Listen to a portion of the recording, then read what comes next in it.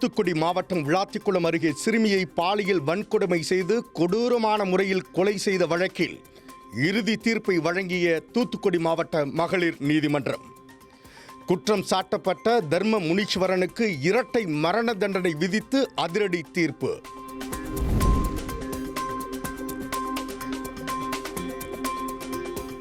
மேற்காசிய நாடுகளில் நிலவி வரும் போர் மற்றும் பதற்றமான சூழல் காரணமாக சர்வதேச சந்தையில் கச்சா எண்ணெய், தங்கம் மற்றும் உரங்களின் விலை தொடர்ந்து ஏறி இறங்கி வரும் நிலை.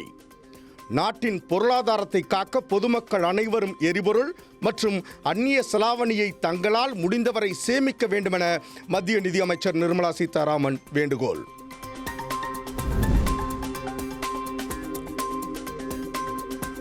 தமிழக, கர்நாடக மாநிலங்களுக்கு இடையே நீண்ட காலமாக நிலவி வரும் மேகதாது அணை விவகாரத்தில் தற்போது தமிழக அரசுக்கு பின்னடைவு.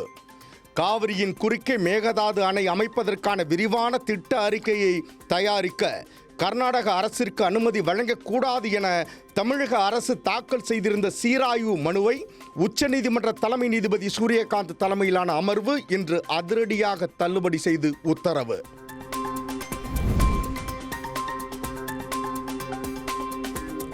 தமிழக முதலமைச்சர் விஜய் குறித்த சமூக வலைதளங்களில் அவதூறான கருத்துக்களையும் ஆபாசமான வார்த்தைகளையும் பேசி வீடியோ வெளியிட்ட திமுக ஆதரவாளர். நெல்லை முன்னீர்பள்ளம் பகுதியைச் சேர்ந்த ஜேம்ஸ் என்ற அந்த வாலிபர் ஆப்பிள் நிறுவனத்தின் முன்னாள் ஊழியர் என்பதும் கணிப்பொறியியல் பட்டதாரி என்பதும் விசாரணையில் அம்பலம்.